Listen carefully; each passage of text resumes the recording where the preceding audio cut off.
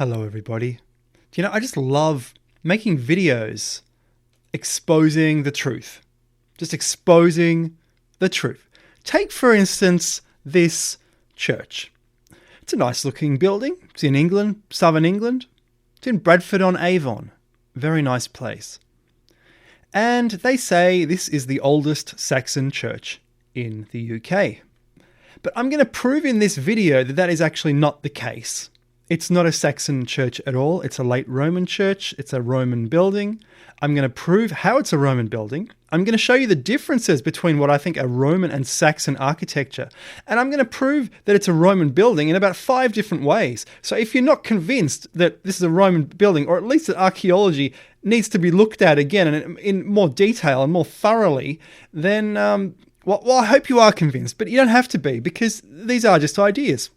Now let's just look at this building. So I'm in Bath, early morning, and I decide to head out to the bus station to do something for the day. I'll just head to I thought I'm going to head to a random regional town, because the regional areas are where you find the oldest buildings, because they don't get demolished, do they? So head out. Oh, I'm a bit tired, but look how beautiful Bath is. There's just the mist rising above the water. There's just an ancient feel about the town. The whole town is made out of this sort of yellowy, strange brick. And then we get to Bradford on Avon, and English people, it's a dream of Americans to have a dream home, an American flag, a couple pickup trucks, a ride-on mower. It's the dream of English people to own a historic house. So every house you see is old. They don't have new houses. So you look at something like this amazing roof. It's clearly medieval. Look, there used to be much grander windows here, or doors. You can always see where the old windows used to be. And look how long these have been sealed up since Adam was a boy. And this is Bradford on Avon. This was Vortigern's capital. And just look at what a beautiful... I thought this is one of the most beautiful towns I've ever seen. One of my favourite towns in England. It's just unbelievable. And I'm assuming the whole thing is built out of the ruins of a Roman city.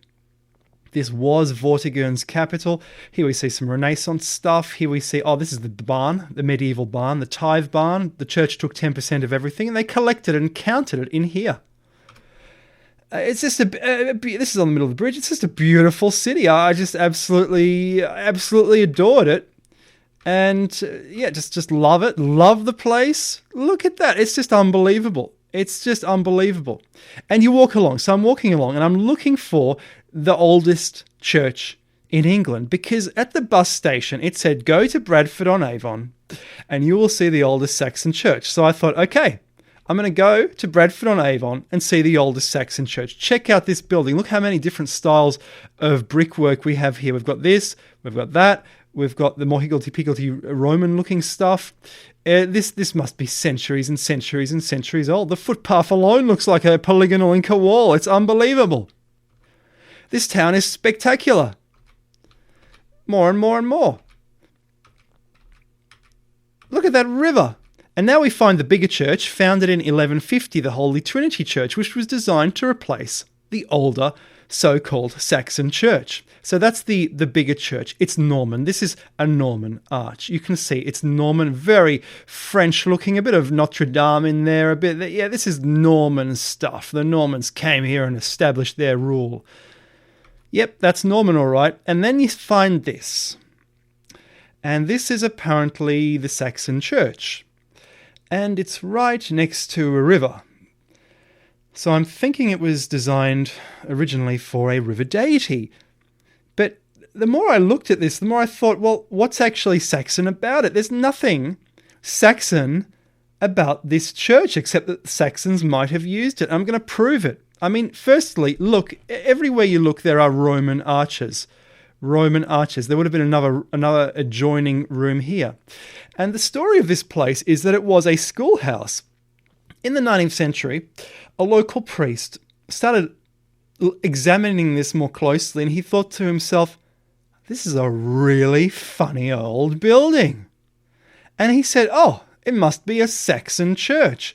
So he alerted other people, and they agreed. They said, yep, you've found a Saxon church, and there aren't many of them. And of course I'm saying, no, it's not Saxon, it's late Roman. There's it's even older than they thought. This is maybe 3rd, 4th century or even older. The Saxon Church of St. Lawrence. And you can see all the restoration work done in the 19th and 20th centuries to restore these arches, make them all nice.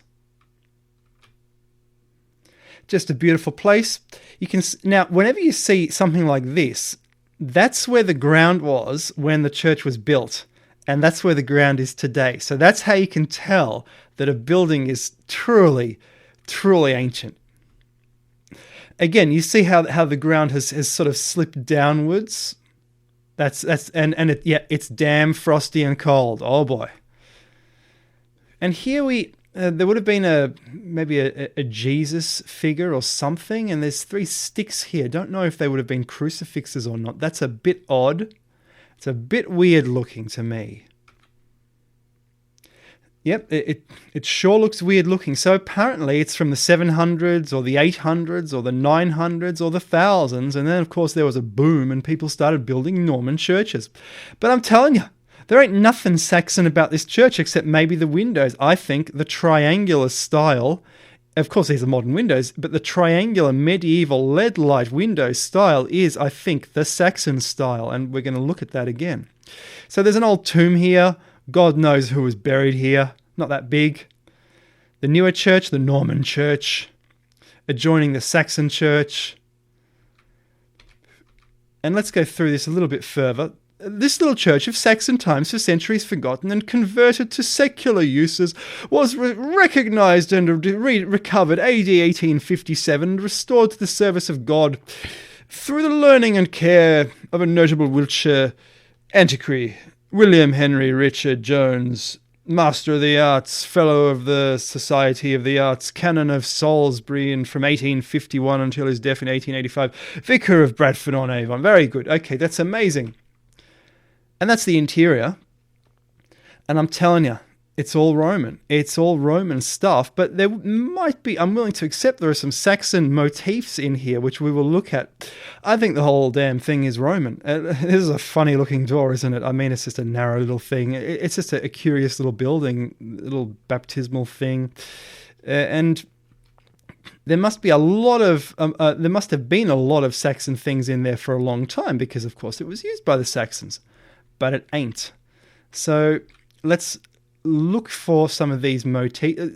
These are old bricks which were reused in the building process, or they would have hung stuff off of those, kind of like the nubs. The nubs are for hanging things on those Inca walls. Some angels.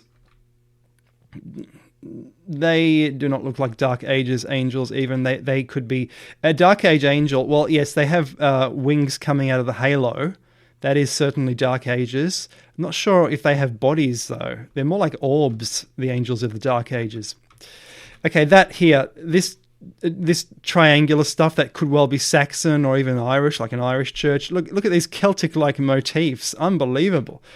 I saw this stuff in Ireland. Okay, that is this triangular stuff is Saxon. We're going to prove that. Let's get that it's Saxon or Irish. Let's get into this. Saxon triangular marks in the wall, some mason marks or something. Who knows? These are weird walls. Oh boy, these are weird walls. God knows what that is. I thought that was an Eye of Providence or something. Yep, who knows? Look at those walls, damn. Okay, so now we're going to go a little further. And again, I think those are Roman arches. They're totally Roman arches. Oh, look at that. You can tell the town's gentrified, can't you? I mean, they're just unbelievable. Oh boy. Oh, the tithe barn. Okay, this is a medieval barn.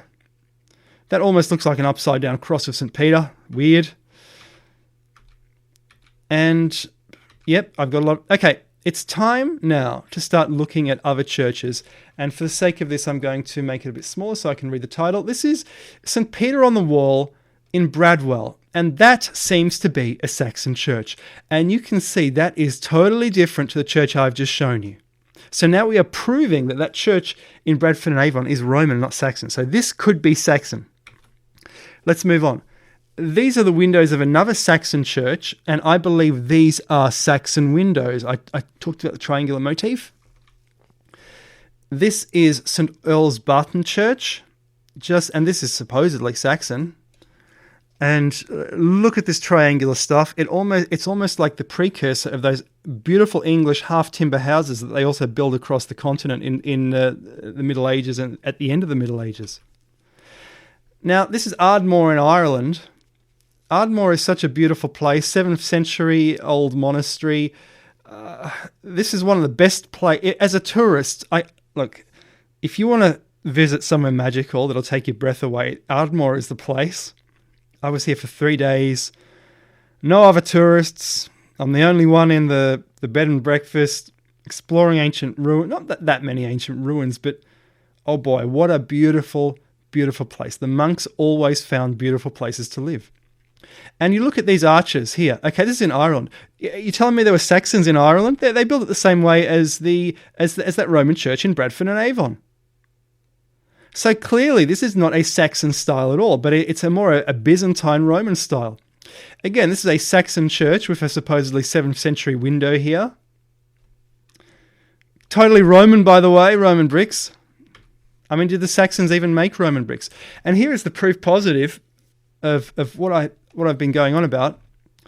And if you can't see that there are 3 layers here which have been built, well, I hope you can. But I put it to you, and I could be wrong, that there are 3 layers. So the first layer is a Roman church. The top of it was destroyed by whatever happened to Britain in the Dark Ages, perhaps some catastrophe.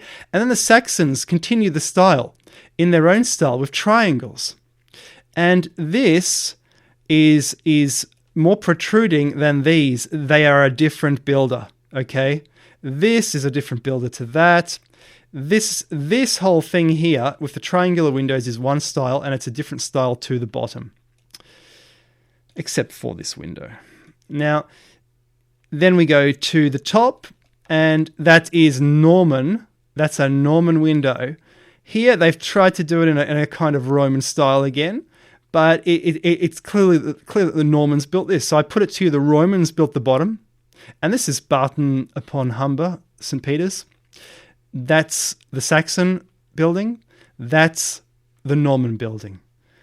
And the Normans wanted to make an imposing tower, so their church could obviously control the masses, which is what they did, which is why people like Robin Hood popped up. So I'm just trying to prove that that's Ardmore again, beautiful place. That's all Roman. And I introduce you to another exhibit. Do you recognize this building? We are now in Rome, and this is the Curia Julia. And the Curia Julia is actually the Roman Senate. It was started in the Julian age, built by Augustus. Look, arch. There would have been another one there. There would have been another one there. These are the older windows. It's just the same as the Ardmore style, as the Bradford on Avon style. There is no doubt this is a Roman building, an extremely Roman building. They've modified the windows slightly. It's quite an interesting building.